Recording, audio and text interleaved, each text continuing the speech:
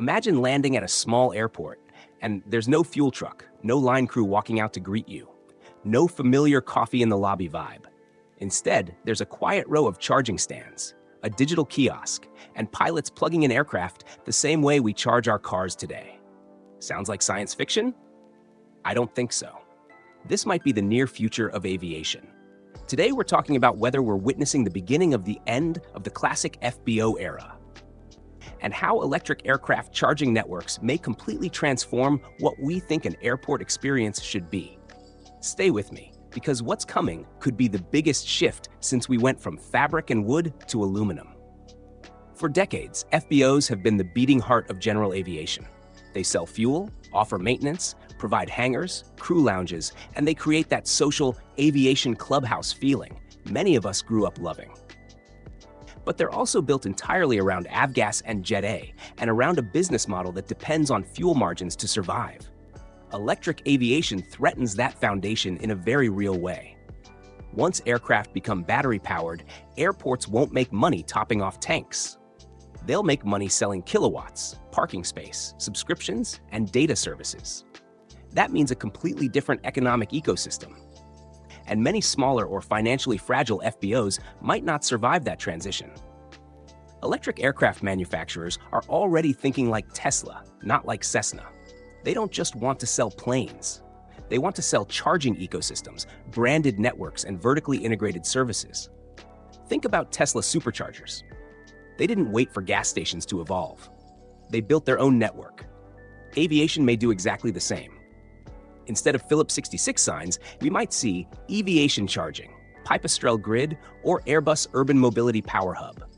The experience of going to the FBO could slowly turn into plugging into the network, controlled by private companies and subscription models instead of traditional airport operators. And here's the question we really need to think about. Is that good or terrifying? On one hand, it could bring standardization, lower costs, simpler operations, and quieter airports. Electric aircraft promise lower maintenance, fewer moving parts, and possibly cheaper per-hour operating costs. That could make flying more accessible, especially for new pilots or flight schools. Imagine predictable charging stations, clear costs, digital apps, seamless planning. No more hunting for fuel prices or worrying if an FBO even opens on Sundays. Sounds efficient, right? But let's be honest, there's another side. Electric infrastructure isn't cheap, and someone has to pay for it. Many regional airports are already financially stretched.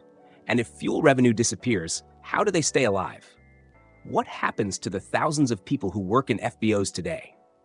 And what happens to older aircraft that will still need fuel for decades? Do they become second-class citizens in a system built for electric flyers?